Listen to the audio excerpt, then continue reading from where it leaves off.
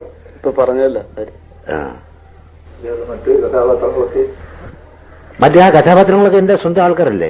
എന്റെ മദറും എന്റെ സിസ്റ്റേഴ്സും എന്റെ ബ്രദേഴ്സുമാണ്. അതിൽ അന്യമായിട്ട് ആട് മാത്രമേ ഉള്ളൂ. ബാക്കിയെല്ലാം എന്റെ വീട്ടിലുള്ള ആളാണ്.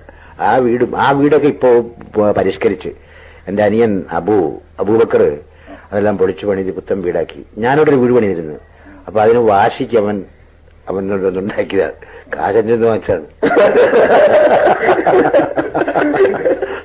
ബസ് ഈ കൊടുങ്ങല്ലൂരിന് ഇവനേതാണ്ട് ഒരു ഞാനൊരുമാതിരി ചെറിയ ഒരു ഇതുമാതിരിയുള്ള കാലത്ത് എനിക്കറിയാം. ഇവനെയും നമ്മുടെ MT വാസുദേവൻ നായരെയും ഞാൻ വീട്ടിലേക്ക് ഒരു ക്ഷണമുണ്ട്. ആഴ്ചയിൽ ഒരു പ്രാവശ്യം വരിക ഇവർ വന്നാൽ, അല്ല മാസത്തിൽ ഒരു പ്രാവശ്യം വരിക. ഇവർ വന്നിട്ട് ഇവർക്ക് ഉച്ചയ്ക്ക് നല്ല തിരുത പൊരിച്ചതും വെച്ചതും എല്ലാം കൂടെ കൂട്ടി നല്ല ചോറ് കൊടുക്കാൻ വേണ്ടിയിട്ടുണ്ട്. പിന്നെ തേക്കാൻ നല്ല എണ്ണയും സോപ്പും. സംഭവം എന്താണെന്ന് വെച്ചാൽ ഇവർ രണ്ടിനും കൂടെ ഞങ്ങളുടെ ഈ തെങ്ങിന് ചൂട്ടി നിന്ന് കുളിക്കണം. ഇവരുടെ ദേഹത്തുള്ള ഇതുണ്ടല്ല രാസവളങ്ങൾ അത് തെങ്ങിനെ വീഴും. എന്ത് സംഭവം എന്ന് പറഞ്ഞാൽ ഇവനും MT വാസുദേവനും കുളിക്കില്ല. അതെ, ഞങ്ങൾ രണ്ടുപേരും വളരെ വൃത്തിയിൽ നടക്കുന്നില്ല. അതുകൊണ്ട് പറയും അതാ ഇരിക്കട്ടെ. ശുഭം. 2 മക്കളുണ്ട്. മൂത്തത് മകളാണ് ഷാഹിന ബഷീർ, ചേന്നമംഗലൂർ ഹൈസ്കൂളിൽ പഠിക്കുന്നു. പിന്നെ മോൻ ഇവിടെ ഏഡൻ നഴ്സറി സ്കൂളിൽ പഠിക്കുന്നു. നമ്മുടെ സർക്കാർ ഒരു 200 രൂപ രാഷ്ട്രീയ പെൻഷൻ തരുന്നുണ്ട്. അതൊരു വലിയ അനുഗ്രഹമായിപ്പോയി.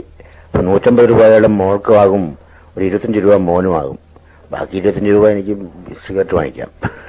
ഇവർക്ക് പശുവുണ്ട്, ആടുകളുണ്ട്, എരുമയുണ്ട്. ഈ എരുമയും ഈ ആടിനെ എല്ലാം വളർത്താനായിട്ടുള്ള ഒരു എന്താണ് നമ്മൾ പറയുക, ആലയോ തൊഴുത്ത് ഒരാലയുണ്ട്. അതിന് 3000 രൂപ ചെലവാക്കി ഉണ്ടാക്കിച്ചതാണ്.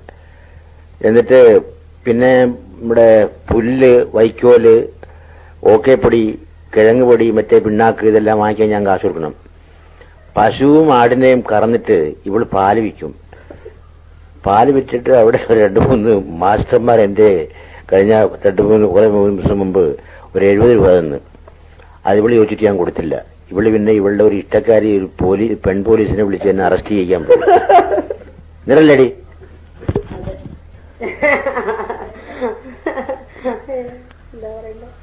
പിന്നെ താമ്രപത്രം 2 താമ്രപത്രമുണ്ട് എനിക്ക്.